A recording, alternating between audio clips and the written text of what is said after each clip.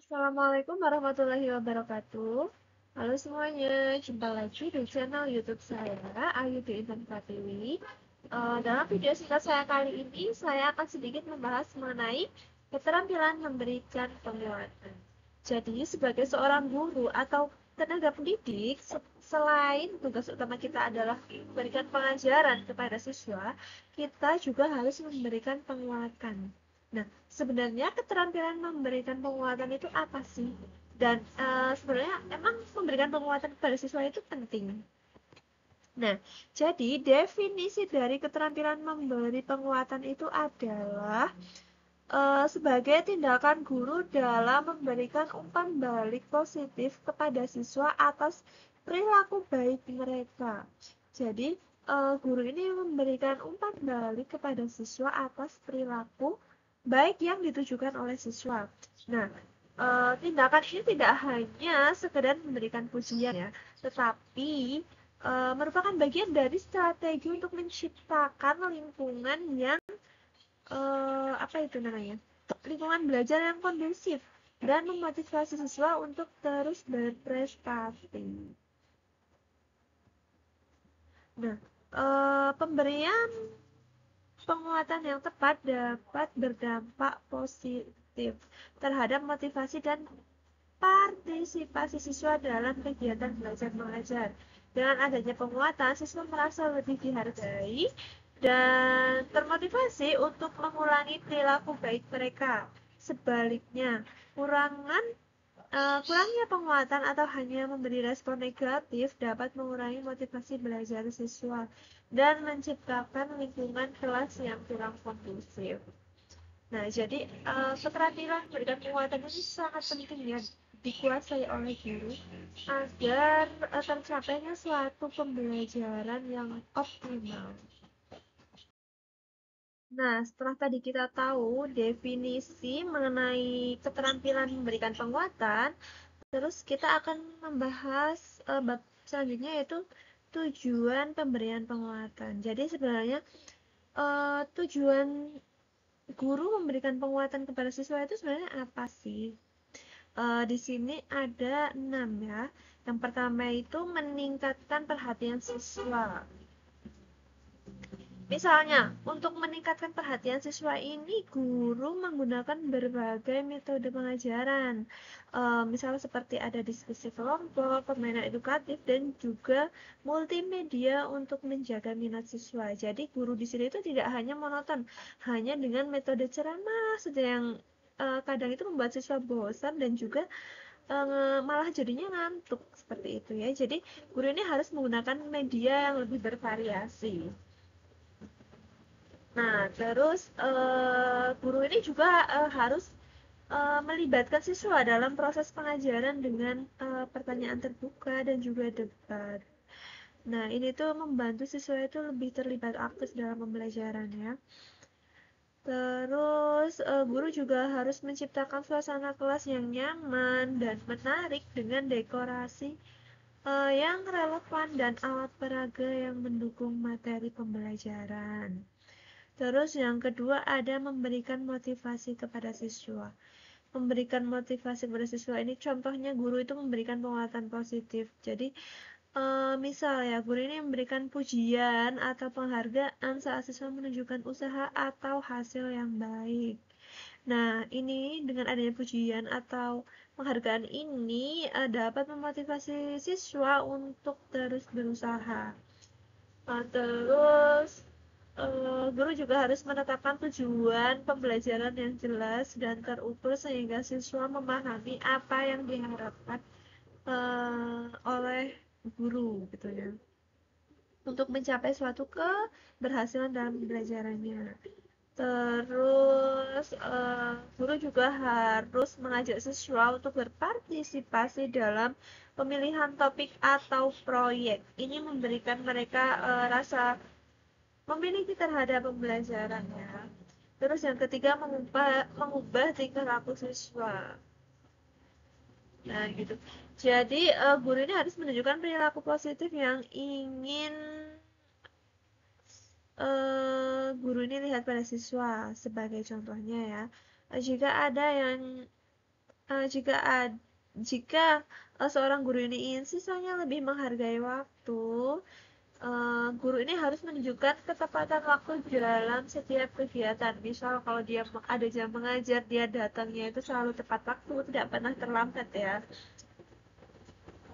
Terus diskusi tentang konsekuensi di sini itu misal ya mengajak siswa berdiskusi tentang dampak dari perilaku negatif dan juga positif sehingga mereka bisa memahami konsekuensi dari tindakan mereka.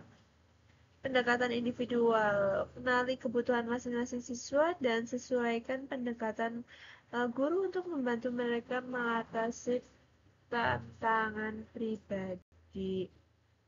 Terus yang keempat ada meningkatkan belajar sehingga menjadi produktif. Contohnya dengan pembelajaran berbasis proyek ya. Jadi guru ini menerapkan pembelajaran berbasis. Selanjutnya ada jenis-jenis penguatan. Di sini ada penguatan. Penguatan itu jenisnya ada dua, yaitu ada penguatan verbal dan juga penguatan nonverbal. Penguatan verbal ini mencakup penggunaan kata-kata pujian, komentar positif, dan dorongan yang diharapkan dapat meningkatkan kinerja siswa. Contohnya itu penggunaan kata verbal ya. Contoh penggunaan kata verbal itu seperti bagus sekali atau good job, kamu sangat pandai, seperti itu ya. Terus ada yang kedua ada penguatan nonverbal. Kalau tadi penguatan verbal itu berupa penggunaan kata-kata pujian, kalau di penguatan nonverbal ini meliputi gerakan tubuh, ekspresi wajah atau sentuhan yang menunjukkan dukungan. Misalnya itu acungan jempol, tepuk tangan, atau mendekati siswa saat memberikan pujian dapat memperkuat pesan positif yang ingin disampaikan. Tadi kan kita sudah mengetahui ya definisi dari penguatan verbal sama non-verbal. Nah, di sini ada penguatan verbal, di mana penguatan verbal ini adalah bentuk dukungan yang diberikan oleh guru kepada siswa melalui kata-kata ya, yang bertujuan untuk meningkatkan motivasi dan memperbaiki perilaku siswa dalam proses pembelajaran. Nah, komponen penguatan verbal ini ada dua, ada yang berupa kata-kata, ada juga yang berupa kalimat. Nah, kalau berupa kata-kata ini biasanya singkat dan mudah dipahami, seperti contohnya itu ada bagus, tepat, cerdas, hebat, keren, seperti itu ya. Jadi kata-kata ini memberikan umpan balik positif secara langsung kepada siswa. Terus yang kedua ada kalimat. Penguatan ini lebih kompleks dan dapat berupa kalimat utuh yang memberikan konteks ya. Misalnya contohnya ya seperti pekerjaanmu sangat baik sekali, saya sangat menghargai pendapatmu, nilaimu semakin baik dari sebelumnya. Jadi kalimat ini membantu siswa memahami dengan lebih jelas apa yang mereka lakukan dengan baik. Nah, selanjutnya ada penguatan nonverbal. Penguatan nonverbal ini salah satu cara yang efektif untuk memberikan dukungan dan motivasi kepada siswa dalam proses pembelajaran. Berbeda dengan penguatan verbal yang menggunakan kata-kata, penguatan nonverbal mengandalkan isyarat fisik dan ekspresi yang dapat meningkatkan interaksi antara guru dan siswa. Berikut ini adalah beberapa bentuk penguatan nonverbal. Ya, di sini ada 5 ya. Yang pertama itu ada mimik dan gerakan badan. Kalau mimik itu contohnya ekspresi wajah ya. Misal kita tersenyum, anggukan atau ekspresi wajah yang menunjukkan kebanggaan dapat memberikan penguatan positif kepada siswa. Misalnya, senyuman ketika siswa menjawab dengan benar dapat membuat mereka merasa dihargai. Dan juga ada gerakan tubuh. Gerakan seperti acungan jempol atau tepukan tangan juga berfungsi sebagai penguatan yang menunjukkan persetujuan dan dukungan terhadap usaha siswa. Terus yang kedua ada mendekati.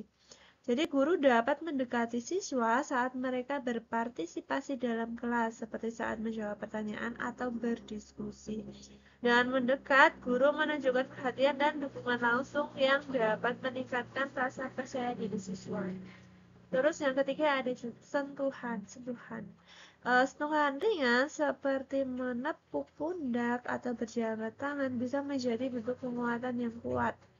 Sentuhan ini harus dilakukan dengan hati-hati, mempertimbangkan konteks budaya dan kenyamanan siswa. Terus yang keempat ada kegiatan yang menyenangkan. Menggunakan kegiatan menyenangkan sebagai bentuk penguatan seperti memberikan kesempatan kepada siswa untuk memimpin aktivitas atau permainan edukatif dapat meningkatkan motivasi dan keterlibatan mereka dalam pembelajaran. Terus yang terakhir ada simbol atau benda.